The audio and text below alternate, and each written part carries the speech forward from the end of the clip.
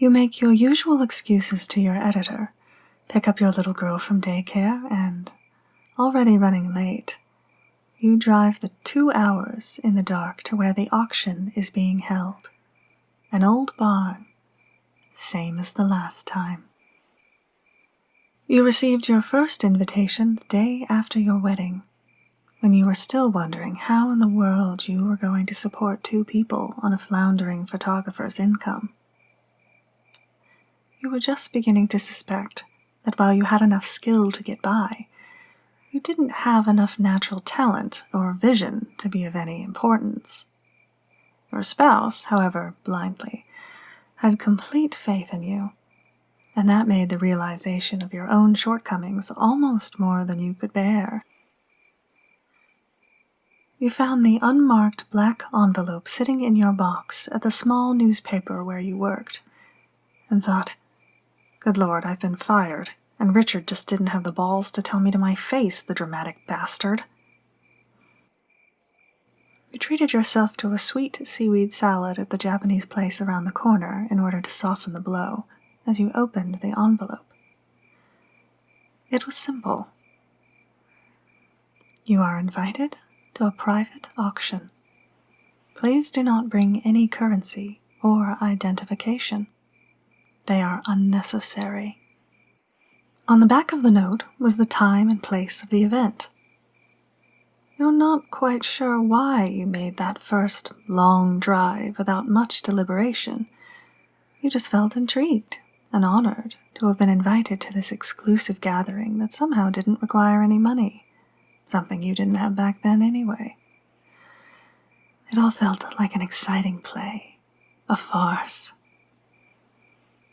It doesn't feel that way anymore. Now, 6 years later, you leave your daughter sleeping peacefully on the back seat, a 4-year-old girl with blonde hair that has just begun to curl like your spouse's did. Halfway to the barn, you decide to turn around and cover Ella with your jacket. It may be summer, but it can get cold at night. You're still learning how to be a single parent, and you thank God that she has already gotten used to hanging out alone in the car. You gently place a kiss on her small forehead, still golden brown from your recent trip to Australia, lock the doors, and continue on your way. You and the others shuffle in to find your seats in the dusty barn. Same as always. You never speak to anyone or have any idea who the other 14 are. But this year you do notice that the man with the wrinkled brow is missing. Maybe what he purchased last year wasn't meant for him after all. Maybe he got careless. You don't really care. All you're hoping is that this time there will be something meant for you. It's been a long time since you bought an item. Cost you 3 years of your life then. But that was a small price to pay for a watch that guarantees always being in the right place at the right time. You didn't even mind the gray hair that came with it, though your spouse thought you were suddenly dying of stress. At their insistence, you used your vacation days, and just happened to run into a generous old classmate while out for a stroll, who was now running their own popular photography magazine. With a new job, you never went back to Richard at the failing newspaper, and you doubled your income in a day. More importantly, you swore to keep coming back to the auction and procuring these peculiar items. But on the other hand, maybe you don't really want to find something this time. It could cost you more than you have left. But your gallery show is coming up, and you need all the help you can buy, and you know it. Soon enough, the man in the black turtleneck makes his way to the front of the barn to begin the evening. He is tall and slim, but manages to look like an everyman with no connections to this strange underworld. He clears his throat, the sound echoing in the collective silence, and motions for his assistant, the short, ghoulish one, to bring the first item forward. He removes the cloth quickly before he is nearly swiped by a small black paw. Item 1. A female melanistic Joffrey cat belonging first to Cleopatra and then Adolf Hitler. Gives its owner immense political power, but always results in death by suicide.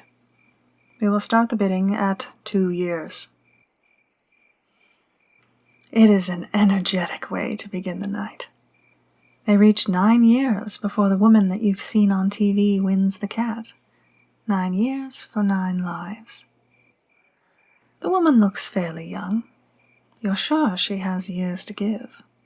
More than some. That is your biggest worry. Someday someone is going to bid a little too high and die the moment they go to pay their dues. It hadn't happened yet, but some of the crowd were getting on in years.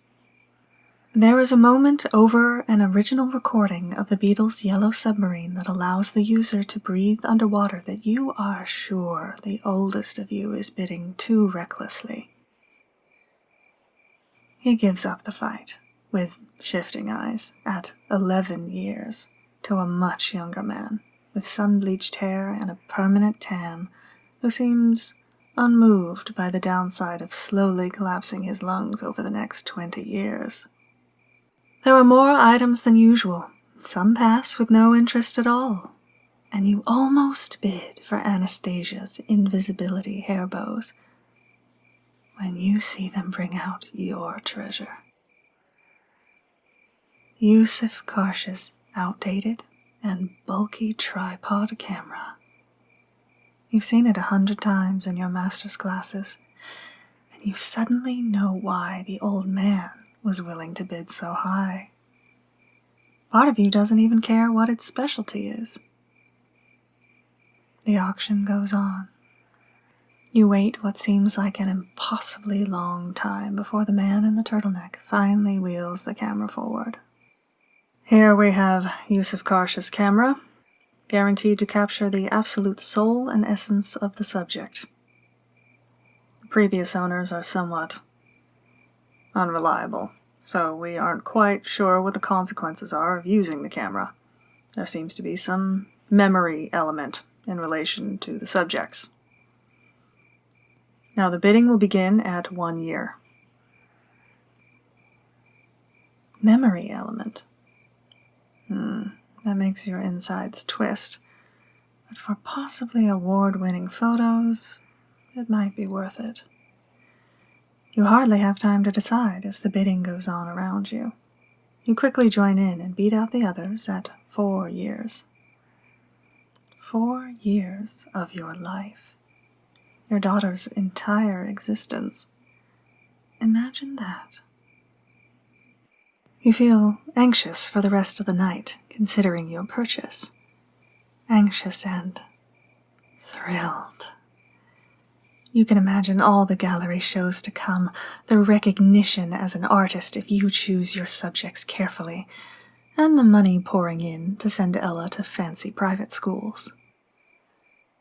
Distracted by your glee, you hardly notice when the auction ends with a stone from the Tower of Babel that gives the user the ability to speak any language when it is in hand, well, slowly turning them to stone. It is snatched up by an enthusiastic woman who literally gasps when it is announced. She looks like a librarian, with thick horn-rimmed glasses, and she trades a cool 13 years of her life for the stone. You hope it's worth it. You wonder if you would have gone so far in your bidding for what you knew was meant for you. You think so. However crazy it seems to trade your life for objects with such serious downsides. Those of you who've made purchases make your way to the front once everything is wrapped up. The assistant rolls out the crystal ball they use to collect the life force, and each of you in turn place your hand upon it before receiving your prize. It glows like the moon, and you feel a tingling from your heart travel to the orb in 4 small pulses. Strong regret washes over you until you are handed the heavy camera. Once it's in your grasp, you think it's going to be worth whatever the consequences. You start to make your way out. You find yourself so excited, you can hardly contain the sentiment, and so you choose to pause in the old barn doorway. You quickly adjust the camera settings and look through the lens to steal a photo of the auctioneer, his assistant, and the others still gathering their items. At first you think the camera must be broken, because the auctioneer and assistant only show up as black silhouettes connected by tendrils of smoke to the orb, now also just swirling blackness. Your fellow bidders look drastically older, and each seems stained in varying degrees, with the same darkness, as if they were slowly becoming extensions of the orb as well. When you peer around the camera, everyone returns to normal, but transforms again each time it is used.